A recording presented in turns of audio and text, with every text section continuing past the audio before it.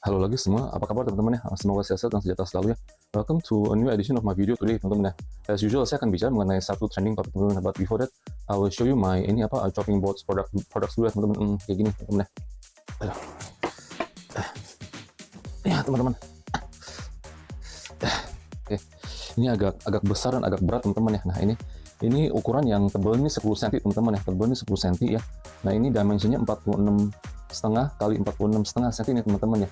This is we call it a butcher's block teman-teman ya. Nah ini biasanya kan saya kasih lihat yang bulat ya. Nah ini kalau saya kasih lihat sekarang yang yang square ini, yang rectangular teman-teman ya. Ini kan. Nah ini kita potong teman-teman, kita buat customer kita ya, ini buat di pabrik teman-teman. Ini biasa lebih ke pabrik lah ya, mereka buat bacok ya, buat kayak di pabrik daging gitu teman-teman, begitu ya kan. Tapi kalau misalnya teman-teman ada misal kayak di restoran ya, atau di di tempat UMKM di rumahan juga boleh ya teman-teman, kalau yang sering cincang ya begitu. Karena ini permukaannya ini bisa dipoles kembali nih teman-teman ya. Ini ya, saya jujur ya, ini bisa dipakai gerinda sendiri ya, atau bisa dibawa ke bengkel bubut juga teman-teman ya, begitu bisa dihalusin kembali ya begitu. Ini udah food grade ya, ini udah food safe ya teman-teman ya, udah memenuhi safety standard juga teman-teman begitu ya. Jadi dia punya particles ini, kita punya ini lebih grade-nya ini lebih keras teman-teman, yang semua ada di pasaran teman-teman begitu. Yang di pasaran kebanyakan kan itu buat kebanyakan semuanya sebenarnya terbuat dari LDPE ya teman-teman ya, termasuk yang ada di Starbucks juga ya. Saya tempat-tempat Horeca supply begitulah teman-teman, Horeca supermarket lah ya begitu. Makanya kalau teman-teman bisa baca lihat, itu terbuat dari LDPE teman-teman. Jadi itu bahannya lebih lembek teman-teman, lebih gampang copot juga ya, dia punya fiber teman-teman. Dan itu mereka punya grade itu karena mereka pakai LDPE, mereka nggak bisa dipoles kembali teman-teman begitu ya. Jadi dia kalau dipoles kembali dia punya fiber, bisa mencuat, bisa hancur teman-teman, bisa habis itu ya teman-teman begitu. Nah kalau grade kita punya nggak, kita bisa dipoles kembali ya, karena kita punya grade ini lebih keras teman-teman, lebih keras, lebih padat, dan juga akibat juga lebih berat teman-teman begitu ya. Jadi ini kita by the way, saya juga udah load this item in Tokopedia, kemudian ada the same name H3 Ranger ya gitu. Kalau teman-teman ada inquiry juga bisa DM saya di Instagram di H3 Ranger teman-teman ya begitu ya. Nah oke, nah ini juga oke, ini teman-teman sampai juga mau kasih lihat ya. Nah ini yang buat dipoles kembali nih teman-teman. Nah ini ini udah dipakai kurang lebih ada beberapa bulan, 6 bulanan ya gitu. Jadi ini kan udah pakai kayak begini habis teman-teman ya. Jadi ini juga bisa dipoles kembali teman-teman, seperti hampir semula jadi ya begitu. Ini saya cuma pakai gerinda doang teman-teman, gerinda yang pakai itu yang hand grinding machine gitu, yang kecil teman-teman begitu ya. Nah ini juga udah langsung habis teman-teman begitu. Kalau dibawa ke misal kalau yang kayak gede begini teman-teman, bisa dibawa ke bengkel bubut ya. Jadi dia bisa halusnya seperti benar-benar lebih halus lagi teman-teman, seperti kayak semula jadi gitu ya begitu. Nah ini juga sama teman-teman kebalikannya. Nah ini juga ya kan, ini pakai kurang lebih ada 6 bulan. Nah ini juga dihalusin kembali begitu teman-teman. Ini memang nggak full ya, pakai grinding machine dia cuman kayak 70-80%. Tapi kalau misalnya dibawa ke bengkel bubut, dia bisa ada alatnya dari besi teman-teman, jadi bisa halusin kembali seperti benar kayak semula jadi teman-teman begitu ya. Oke. Anyway ya, kalau teman-teman ada inquiry nanti bisa DM saya ya di H3 Instagram teman-teman begitu ya. Mungkin hari ini saya sedikit mau bicara teman-teman mengenai yang kemarin katanya meeting APEC teman-teman ya. Meeting APEC di mana tuh, di San Francisco teman-teman, di siapa tuh, ada di G7 nations ya gitu yang di sana teman-teman ya begitu ya. Termasuk jadi US sudah pasti lah sebagai host country ya di San Fran teman-teman ya, San Francisco ya begitu. Itu juga sama China teman-teman begitu. Jadi saya ngeliat mereka ternyata ada meeting di sana gitu teman-teman begitu ya. Nah jadi memang ini lagi kondisi dan suasana lagi perang begini teman-teman begitu. Cuman yang saya kaget teman-teman ya, nah itu setelah mungkin udah usai meeting ya, udah usai the conference and everything itu, si Biden itu dia bikin remarks lah teman-teman, yang saya agak sedikit ya, sebenarnya saya sih udah nggak kaget lagi ya. Dia bilang karena dia udah ngomong ini berkali-kali teman-teman ya gitu, dari dari White House, dari Washington juga, dia juga udah berkali-kali dia ngomong bahwa tuh si Jinping ini tuh kayak seperti seorang diktator gitu teman-teman begitu ya kan begitu. Jadi ini comments ini teman-teman sebenarnya sih udah kurang lebih, saya ngeliat kadang di news ya, kurang lebih mungkin kayak ada kali udah setahunan lebih ya teman-teman ya begitu ya. Dia selalu bilang tuh China itu si Jinping terutama ya, dia seorang diktator gitu teman-teman begitu. Saya sih sebenarnya ya memang saya cuma hanya mau kasih viewpoint saya teman-teman, mungkin teman-teman bisa setuju, bisa enggak ya. Ya mungkin ini sekarang ini yang kita lihat ya, China ini kan memang dia udah she's rising lah ya China ya begitu, dari sisi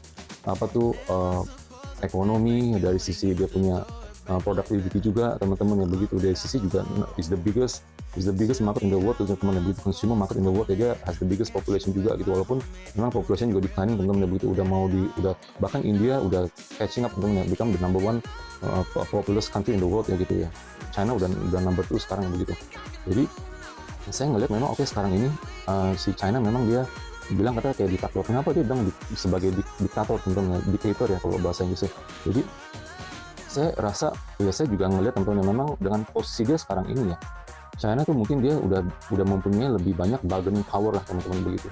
Jadi dibandingkan dulu China yang dulu ya dan China yang sekarang ya, mungkin China yang dulu ya enggak gitu teman-teman ya begitu. Yes gitu, become was a yes man lah gitu teman-teman begitu ya. Jadi apapun yang US tekan, nah dia ya udah dia hanya bisa menuruti gitu teman-teman begitu. Tapi sekarang ini ya kondisi sekarang juga udah berubah teman-teman ya begitu ya. Sekarang boleh dibilang ngomong kasar katanya di seluruh dunia ya, no one can live without China gitu teman-teman. Terutama dia punya Chinese punya products ya gitu ya, yang semuanya tuh diekspor all over the world gitu teman-teman begitu. Saya juga pernah saya tinggal di luar negeri teman-teman. Saya nggak mau bicara negaranya mana, tapi di negara barat. Oke, anyway, saya pernah tinggal di New Zealand teman-teman selama beberapa tahun di sana ya begitu. Jadi saya ngeliat juga banyak produk di sana itu kayak like 70-80% teman-teman ya, mulai dari electronics, dari clothing ya, dari clothing apparel, sepatu apa, jaket ya teman-teman. Di sana kan hawa kayak gini. Jadi semuanya tuh barang-barang itu terbuat tuh dari from China gitu teman-teman begitu. Memang ada sih yang buatan kayak from the other countries kayak mungkin African countries atau mungkin dari Eropa juga teman-teman, yang jaket yang atau sweater yang berkualitas sangat bagus ya. Tapi memang harganya jauh lebih mahal teman-teman ya begitu. Nah yang di China punya Chinese made products ya benar-benar dia murah teman-teman, memang murah, tapi dan juga bukannya dibilang juga jelek teman-teman. Sekarang boleh dibilang juga udah bagus ya gitu ya. Jadi mau apa lagi gitu teman-teman begitu ya. Jadi udah kelihatan dia bisa masuk harga murah dan juga dia bisa kasih quality yang bagus. Contoh yang paling besar teman-teman ya, yaitu ada iPhone ya. iPhone already made in China ya teman-teman begitu. Dia bisa bikin dengan cost yang rendah sekali ya. Itu si Apple bikin untung babak belur teman-teman ya begitu ya, jual puluhan juta satu piece ya. Nah, terus udah gitu dia juga di China factories dia bisa bikin yang murah, bikin dengan harga, maksud dengan labor cost yang murah ya teman-teman. Tapi dia kasih quality, benar-benar kasih high quality products gitu teman-teman, setara dengan Apple punya level gitu teman-teman ya begitu. Jadi mau apa lagi gitu teman-teman ya begitu. Jadi boleh dibilang dia udah nggak ada tandingannya teman-teman ya begitu. Dengan posisi dia ya, dia bisa became like the world's producer gitu teman-teman, producer nation gitu teman-teman ya. Maksudnya tuh negara produsen gitu hampir di seluruh dunia gitu teman-teman gitu. Boleh dibilang like it's like the number one producing country gitu in the world gitu, teman-teman begitu ya. Dia punya GDP kebanyakan semuanya dari ekspor ya teman-teman, terutama ekspor ke US ya gitu. Jadi saya ngeliat ini posisi ya, kita balik lagi teman-teman ke efek ya. Kemarin si Biden after making the remark teman-teman about China. Saya ngeliat ya memang dia posisi begitu sekarang dengan dengan dia punya ekonomi, populasi apa semuanya teman-teman, dengan posisi sekarang ini dia pantas ya kalau menurut saya teman-teman. Dia bilang kalau dibilang kayak diktator ya, mungkin itu negatif termnya diktator ya, tapi sebenarnya sih lebih ke dia lebih punya say lah dan prinsip lah sekarang lah ya, karena dia punya posisi udah begitu naik di mata dunia gitu teman-teman begitu. Dan saya ngelihat ya memang ada hal-hal lah ya yang saya kurang setuju gitu teman, saya jujur ya. Misalnya kayak kemarin COVID lockdown ya, dia sampai beberapa tahun gitu teman-teman, sampai benar-benar tuh sampai strict banget ya, sampai they call it the zero COVID policy ya. Benar-benar tuh orang nggak boleh keluar rumah ya, nggak boleh kemana-mana. Dia benar-benar tuh 100% lockdown teman-teman begitu. Kita di sini atau bahkan di Singapura juga ya, kita masih bisa pergi ke pasar ya, pakai masker, ke supermarket pakai masker, kita masih nyaman dan masih bisa pergi jalan-jalan teman-teman ya. Tentu nggak bisa olahraga di tempat umum lah ya, kayak di gym apa nggak ya, supermarket apa mall juga dibatasin teman-teman, tapi masih paling sedikit kita masih bisa pergi, kita boleh bergerak gitu teman-teman begitu. Kalau kemarin di China itu dia benar-benar nggak boleh, hampir benar-benar itu zero, they call the zero COVID policy teman-teman. Sampai banyak orang orang luar yang tinggal di sana juga pada komplain teman-teman begitu ya. Jadi itu kadang-kadang kalau dilihat memang agak sedikit keterlaluan, terlalu tuh berlebihan juga sih ya. Kita boleh kontrol, tapi kita mesti kasih ruang dan batasan juga ya teman-teman begitu ya. Sampai banyak orang yang meninggal ya, yang keluarganya meninggal nggak boleh, bahkan nggak boleh ditemukan untuk terakhir kalinya teman-teman begitu ya. Jadi itu juga sangat menyedihkan sih sebenarnya ya begitu. Sampai dikubur atau dibakar juga nggak boleh ada family members juga teman-teman begitu ya. Itu juga memang salah satu yang agak kurang, saya pribadi kurang setuju teman-teman begitu ya. Terus masalah kayak dengan Hong Kong gitu teman-teman begitu ya. Buat kita kan udah lihat belakang ini juga banyak ya, dia punya aggressive behavior towards dari Hong Kongers juga agak sedikit juga tambah parah gitu teman-teman begitu. Kalau saya ngeliat ya gitu, banyak yang dimasukin penjara ya di Hong Kong. Itu kejadian kayak begitu sebenarnya sebelumnya waktu lama lah teman-teman, di atas kayak 2 tahun 3 tahun sebenarnya itu jarang terjadi teman-teman yang begitu. Cuman baru belakangan ini dia benar-benar sampai lockdown ya. Kemarin tuh dokumenternya ada tuh di berita juga bahwa tuh banyak orang Hong Kong pindah ke UK teman-teman ya, pindah ke Europe teman-teman begitu, for good tuh ya kan. Dia merasa tuh di Hong Kong dia udah bukan rumahnya dia lagi, jadi banyak yang pindah keluar teman-teman begitu ya kan, migrating out for good ya teman-teman begitu ya kan, terutama ke UK ya begitu, karena dia ada hubungan sama Commonwealth countries teman-teman begitu ya kan. Jadi itu juga sangat sebenarnya agak sedikit kurang baik lah teman-teman begitu ya. Begitu yang terakhir ini juga terhadap si China, terhadap Taiwan juga ya kan, agak sedikit agresif juga ya begitu ya, gara-gara cuman si ada apa tuh US official cuman transit atau say hi gitu ke Taiwan ya, cuman bypass apa tuh, maksudnya cuman transit doang gitu, juga dia udah nggak senang teman-teman begitu ya. Jadi kelihatan begitu apa tuh dia benar-benar tuh agresif juga terhadap Taiwan teman-teman begitu ya kan. Saya sebenarnya juga ada, bukan ada, saya juga ada teman-teman tapi teman jauh teman-teman ya gitu, waktu orang Taiwan juga ya, dia udah dari lama-lama, udah dari kapan-kapan dia juga udah pindah ke US juga teman-teman begitu, dia juga udah menjadi US citizen juga teman-teman ya begitu ya. Jadi dia really relocating for good lah teman-teman, tapi kadang-kadang dia juga masih suka pulang ke Taiwan teman-teman begitu ya, untuk mengunjungi keluarga atau sanak saudara yang masih ada di Taiwan teman-teman begitu. Tapi dia sendiri sama keluarga dia juga udah relocated to US ya, udah dari tahun-tahun berapa dulu kan, ada 10 tahun yang lebih kayak teman-teman begitu ya kan. Jadi itu juga kesannya juga kurang begitu bagus teman-teman. Saya satu hal ya, saya ngelihat the rise of China ini teman-teman juga sebenarnya sih bagus ya. Dia bisa tuh dia produksi ya dengan kualitas yang bagus ya teman-teman. Kalau dulu kan mungkin labelnya made in China, kayaknya mungkin barangnya juga kurang bagus, kayak barang murahan gitu dianggap begitu teman-teman gitu ya. Tapi sekarang dia udah enggak ya, dia udah bisa bikin according to your request of the grades teman-teman gitu. Mau yang murah bisa, mau yang sedang bisa, mau yang super bagus juga bisa teman-teman gitu. Mereka bisa bikin, dan juga kalau dibilang nggak ada negara lain yang bisa nandingin dia punya harga gitu teman-teman gitu, cost price ya gitu ya. Kita juga import ya teman-teman ya, saya jujur ya, kita juga import dari Eropa ya, dari Korea ya, dari Timur Tengah juga ada teman-teman ya, dari India ya, dan juga of course now dari China teman-teman begitu ya. Kita juga bisa bandingin teman-teman harga, dan terutama kayak ongkos juga ongkir teman-teman begitu ya.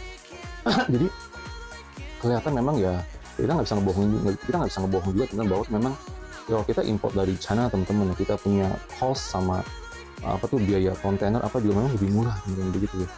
Dia memang mungkin dia juga ada kayak subsidi atau bagaimana teman-teman dari dia punya apa tuh ports ya yang di China teman-teman, kayak di Shanghai, dari Beijing, Tianjin apa gitu teman begitu.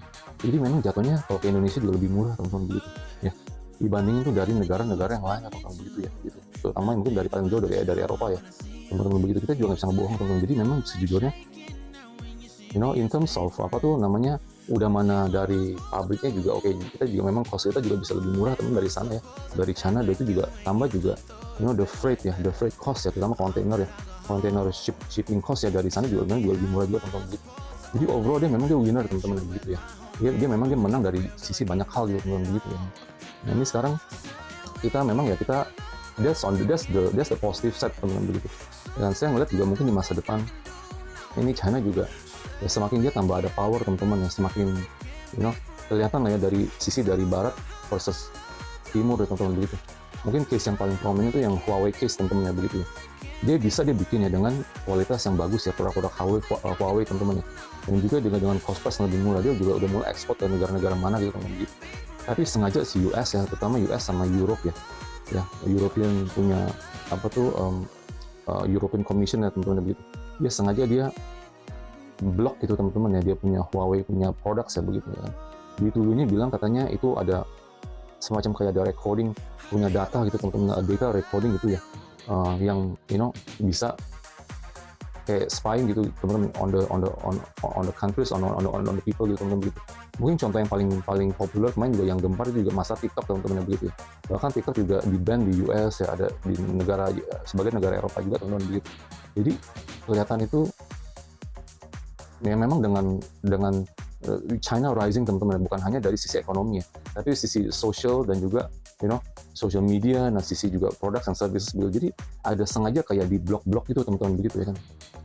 Saya juga pernah saat ada satu personal experience contoh teman-teman begitu. Saya pernah coba try waktu registering ya under di Amazon teman-teman ya. Amazon punya marketplace lah teman-teman ya, yang e-commerce lah gitu, yang dari US teman-teman. Amazon juga dia ada beda region teman-teman ya, US sama Europe teman-teman begitu ya. Jadi saya coba ya, memang nama saya juga ada surname saya juga ada nama Chinese juga teman-teman begitu ya. Jadi saya register teman-teman begitu ya. Coba di mana tuh, terutama di Amazon teman-teman, di Amazon yang di US sama di Europe teman-teman, saya nggak bisa register teman-teman begitu ya. Aneh.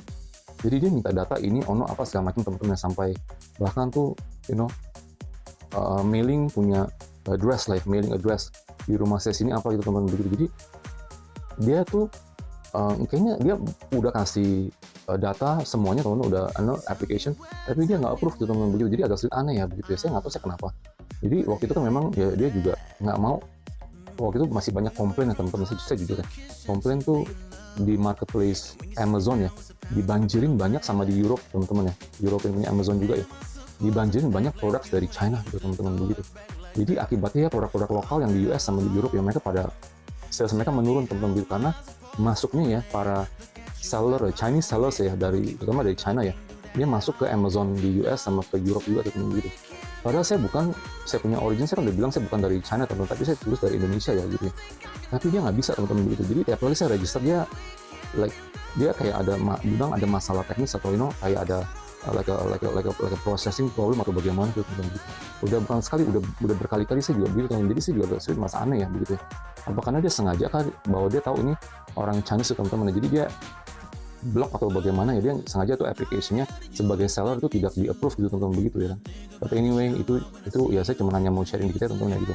Might be right atau might be wrong teman-teman gitu. Cuman saya cuma ngelihat bahwa tuh banyak tuh negara-negara merasa tuh China itu sebagai ancaman tuh teman-teman begitu. Mungkin yang recently juga happen ya teman-teman di Indonesia kan ya, TikTok Shop ya, yang Pak Isa juga udah bikin videonya sebelumnya gitu, bahwa tuh ini gara-gara barang-barang produk dari China, terutama dari TikTok Shop ya begitu ya. Sebenarnya dari Shopee juga ada teman-teman gitu, langsung yang dikirim dari China ya. Tapi yang paling lebih populer mungkin karena TikTok Shop teman-teman gitu. Jadi dia bilang mau di-ban lah begitu, kayak di stopin gitu teman-teman begitu ya, atau trying to be, dia coba ya udah apa tuh, Indonesian government juga dia trying to be protective ya of the local punya marketplace gitu teman-teman begitu ya. Jadi saya rasa ya di masa depan teman-teman ya, saya sih bukannya pro atau against China ya teman-teman gitu. Saya cuma hanya menganalyze tuh bahwa kan memang posisi dan kedudukan itu negara China itu memang dia meningkat teman-teman ya, terutama mungkin sejak adanya si Xi Jinping teman-teman ya begitu. Udah dia mulai jadi presiden kan, dia juga udah sejak tahun 2012 teman-teman ya gitu, udah 10 tahun lebih ya, 11 tahun teman-teman begitu ya. Dan bahkan dia juga udah nggak ada tuh limit bahwa tuh 2 terms gitu teman-teman ya. Jadi bisa tuh unlimited punya presidential punya term gitu teman-teman begitu. Ya sama lah si Pak Jokowi di sini juga kemarin bilang kenapa harus 2 gitu teman-teman, mungkin bisa 3 atau bisa lebih teman-teman, dia punya jabatan sebagai presiden ya begitu. Jadi sekarang si Xi Jinping juga udah melewati membatas, jadi dia jadi presiden teman-teman begitu, tanpa mungkin ada batasannya juga teman-teman begitu ya. Dan itu yang sangat menakutkannya katanya ya begitu, yang dibilang di those reports lah, terutama dari barat teman-teman begitu. Soalnya dia tuh kayak benar-benar tuh truly a communist country gitu teman-teman begitu. But anyway, saya sih sebagai orang Chinese teman-teman, saya juga agak bersyukur juga ya, maksudnya saya juga bukan lahir di sana gitu teman-teman ya, di China juga ya. Saya bukan mau ngatain jelek atau bagaimana, tapi saya ngeliat juga ada sisi negatif juga itu teman-teman begitu. Kayak dia mungkin yang kemarin di reported juga, setiap orang teman-teman yang punya tuh facial recognition, punya data gitu teman-teman di sana ya. Jadi kemanapun Anda pergi teman-teman di sana, teman-teman pergi ya, semuanya tuh bisa tuh di recognize dari dia punya CCTV gitu teman-teman gitu. Dan it was reported ya, itu negara itu teman-teman ya, di China itu ya, it has the most CCTV in the world teman-teman ya. Dari dia punya jumlah CCTV itu terbanyak di seluruh dunia gitu teman-teman gitu ya. Jadi agak sedikit menakutkan lah, you have no privacy lah gitu, kemana kita pergi, tiap hari kita kemana kita punya rutinitas teman-teman, jadi dimonitor semua gitu teman-teman begitu ya kan. Banyak juga sih katanya yang di berita itu bahwa tuh yang against the government ya, yang kayak di opposition itu banyak yang juga ditangkap, di penjara gitu teman-teman gitu. Ada yang bikin kayak video komplain mengenai si Xi Jinping teman-teman juga ditangkap, terus dia juga nggak pernah kayaknya orang menghilang atau mungkin dikemanin atau kayak dihilangkan begitu aja gitu teman-teman begitu. Itu sangat menakutkan juga ya begitu. Jadi kesannya itu kita nggak punya suara gitu teman-teman begitu. Itu sebenarnya sih kelihatan mulai dari Hong Kong teman-teman, yang udah ngeliat ya, banyak juga yang ditangkap ini di Hong Kong begitu. But anyway ya, kita hanya bisa ngeliat ini sisi positifnya juga sisi negatif juga teman-teman begitu ya kan begitu. Jadi ya tapi yang saya ngeliat teman-teman, saya jujur ya, dia mungkin di masa depan ya dia juga bisa kayak di the South China Sea ya, yang di pulau-pulau itu yang di atas Filipina itu kan, yang sebagai dia mau bikin base gitu teman-teman begitu.